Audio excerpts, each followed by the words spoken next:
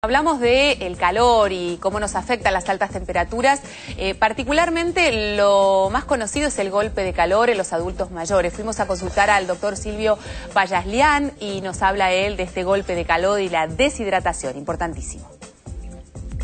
Los grupos de mayor riesgo para sufrir un golpe de calor son aquellos que se encuentran en los extremos de la vida. Los bebés o los niños pequeños y las personas mayores de edad, los ancianos. Clásicamente presenta trastornos del sensorio. La primera manifestación del paciente anciano es que está confuso, cansado, mareado, se lo nota con rubor en todo el cuerpo. Ojo, puede estar seco o húmedo, es transpirado o no transpirado, eso es indistinto en el golpe de calor. Y después empiezan una serie de cambios en el organismo, como se le empieza a acelerar el pulso, la frecuencia de la respiración, le baja la presión.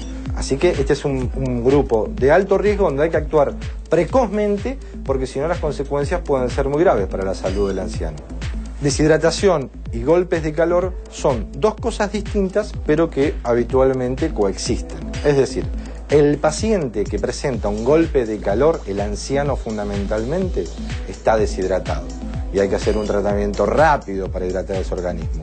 Ahora, no todas las personas que están deshidratadas han sufrido un golpe de calor. Hay que llamar al médico, hay que relatar lo que está sucediendo, contar minuciosamente qué es lo que ha sucedido y el médico por teléfono va a dar las primeras indicaciones para empezar a atender a estos pacientes. Lo primero es retirar a la persona afectada de la zona de calor donde se ha generado este golpe. Si está el sol hay que meterlo a la sombra, si está en un ambiente cálido hay que llevarlo a uno ventilado y fresco. Lo segundo, si el paciente no tiene trastornos de la conciencia, está despierto, vigil, colabora, hay que empezar a hidratarlo por boca, con aguas y con sales. Si el paciente es anciano, no está recomendado darle un baño de inmersión en agua fresca, porque eso le puede llegar a traer algunas complicaciones al paciente si es que, por ejemplo, tiene en ese momento algún problema cardíaco o circulación. Lo tercero, también muy frecuente, es que el paciente empieza con negativismo a la ingesta, deja de tener apetito. La deshidratación le produce un trastorno en la conciencia tal que, si bien puede estar despierto, vigil y conectarse con el otro, deja de comer. Para tratar de evitar la deshidratación en el anciano hay estrategias que pueden ser muy útiles. La primera es ofrecerle al anciano líquidos con bastante frecuencia. Segundo, la alimentación tiene que ser frugal, tiene que ser rica en frutas, en verduras, gelatinas, helados. Tercero, evitar que el paciente mayor de edad esté al sol. Cuarto, es que no hay que sobreabrigar al paciente mayor de edad, tiene que estar vestido con ropas livianas, claras, para permitir la eliminación propia del calor y que eso no lleve a la deshidratación.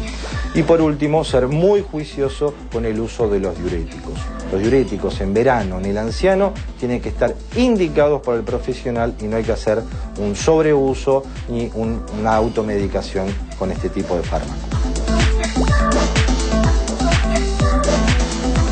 Bueno, los dos extremos de la vida coinciden en este aspecto, ¿no? En la atención, en cómo nosotros nos tenemos que ocupar de aquellas personas que posiblemente tengan una percepción, y recién Guido me acotaba mientras que veíamos la nota, que tiene una percepción tardía de la sed, claro. Con lo cual por ahí piden tomar algo mucho más tarde y ya están deshidratados o están en un proceso de deshidratación. Normalmente cuando tenemos sed ya estamos entre un 7 y un 10% deshidratados. Imagínense si el anciano tiene sed, sí.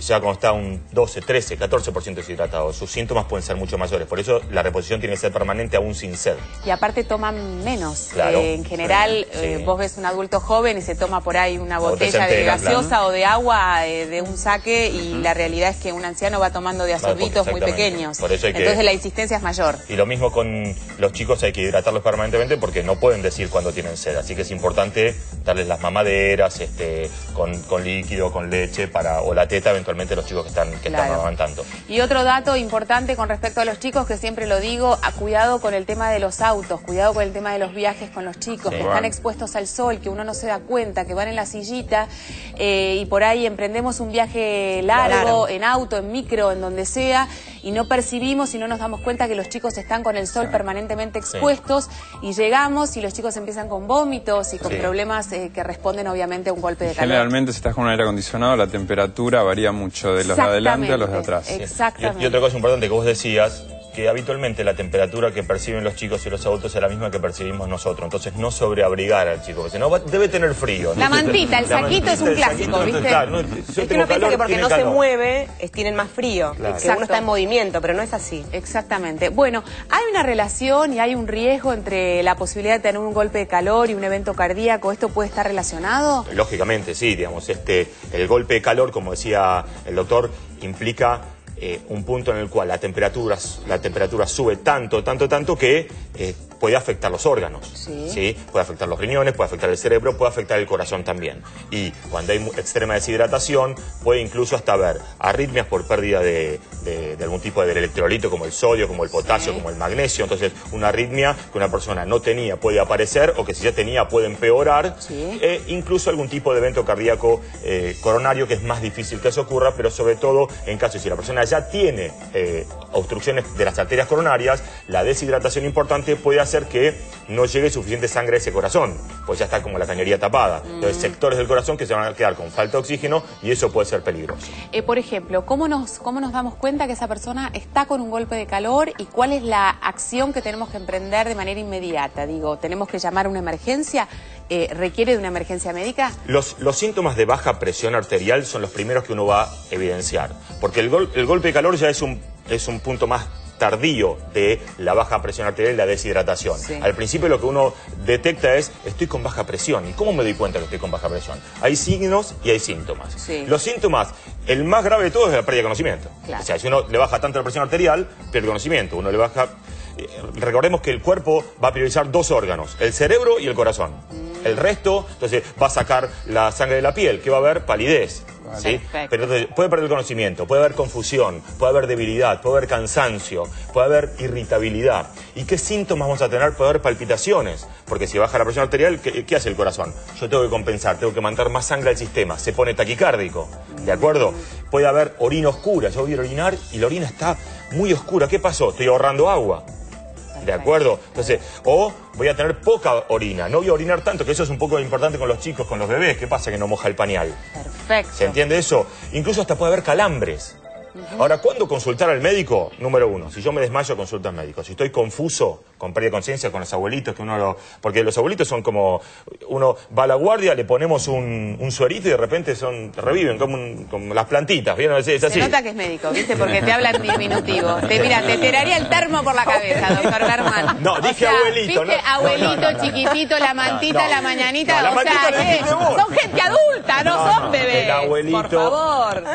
No, por ejemplo, la sensación de falta de aire. Sí, ya sé que lo dice cariñosamente, pero no sé por qué a mí me pega raro, ¿viste? Que te hable del diminutivo con el abuelito. El diminutivo es de pediatra. Yo dije abuelito, pero... Me cambió el nombre en este caso también. La falta de aire. La falta de aire es un indicador de el tener pulso irregular. ¿Qué pasa? Tengo el pulso de repente haciendo tac, tac, tac, palpitaciones, pero no son regulares. Eso también es un indicador. Y obviamente tener algunas situaciones que pueden desencadenar la deshidratación, como las diarreas o los vómitos. Fenómeno. ¿De acuerdo? Eso es muy importante. Bueno, ¿algo más? No, esto es al principio. Después, para llegar al golpe de calor, empieza a aumentar la temperatura. Entonces voy a estar seco. En vez de transpirado, voy a estar seco y caliente. Bueno, en un ratito estaremos hablando con el licenciado Reznikov acerca de cuáles son las recomendaciones que hay que tener en cuenta a la hora de hacer actividad física, que en general aumenta en la época cuando hace mucho calor, a diferencia de lo que supuestamente debería ser, que en el invierno tenemos más posibilidad de hacer más actividad física. Al revés, salimos a correr, maratones, jugamos al tenis, jugamos al fútbol en plena playa, a las 12 del mediodía con 42 grados. Bueno, después vienen las consecuencias. En un ratito Alejandro nos va a estar contando qué qué hacer, y básicamente el doctor Barba nos va a estar contando cómo hacer este líquido de hidratación que es tan importante y es tan caro habitualmente que lo podemos hacer en casa de manera muy pero muy económica. También estaremos conversando con el doctor José González del Cerro, que es médico de guardia del Hospital Santa Lucía. ¿Cuáles son las patologías más frecuentes en esta época del verano? ¿Qué pasa con los anteojos truchos que se compran en la calle? Si esto nos afecta, ¿qué pasa con las conjuntivitis? Las piletas comunitarias, en fin, tantos problemas. Hacemos una pausa, estamos de vuelta en un minuto nada más, ya venimos. El dengue es una enfermedad transmitida por un tipo de mosquito que se reproduce en lugares donde se acumula agua.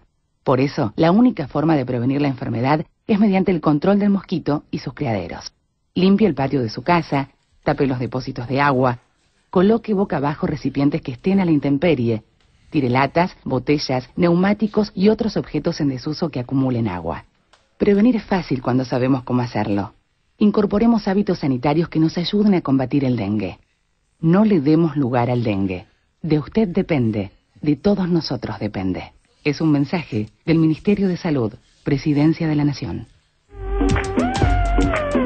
¿Sabías que el golpe de calor es la respuesta del cuerpo a una pérdida excesiva de agua y sal contenidas en el sudor por una exposición excesiva al sol? Las personas que se encuentran en situaciones de riesgo de padecer un golpe de calor son los bebés, los mayores, los que tienen que trabajar en épocas de calor expuestos al sol, los que padecen de diabetes, insuficiencia cardíaca o tensión alta, los obesos y los alcohólicos.